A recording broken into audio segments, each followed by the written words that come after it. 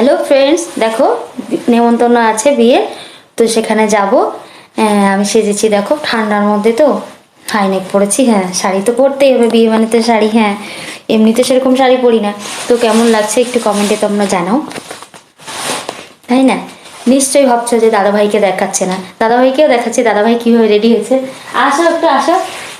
দাদাভাইকেও দেখাচ্ছি। মিনময়ী চলে গেছে, মিনময়ীকে দেখাতে পারলাম না।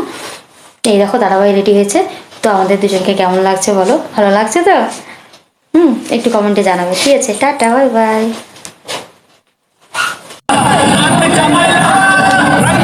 নাস্তা শুরু হয়ে গেছে, এরপর খেতে বসে গেলাম। খাবার দিয়েছে স্যালাড, বেগুনি, ভাত। আর এদিকে আমার দেখো গলা বসে গেছে, ভয়েস দিচ্ছি এইভাবেই। ডাল দিয়ে গেল এবার।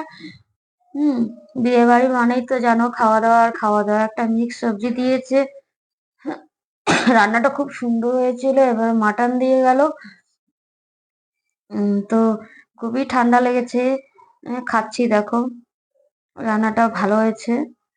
হুম বেগুনিটা খেলাম।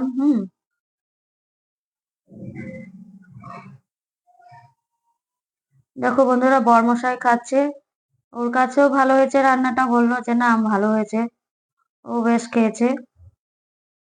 আর আমার মেয়ের কথা তো বলোই না, ও তো খেতে বসে খেতে চায় না সেরকম। চাটনি দিয়ে গেল।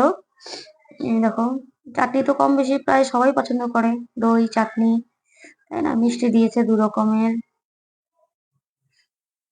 হুম এরপর দেখো আমার মেয়ে খাচ্ছে, দই চেটে চেটে খাচ্ছে, চাটনি খাচ্ছে, এগুলোই ওর খাওয়া।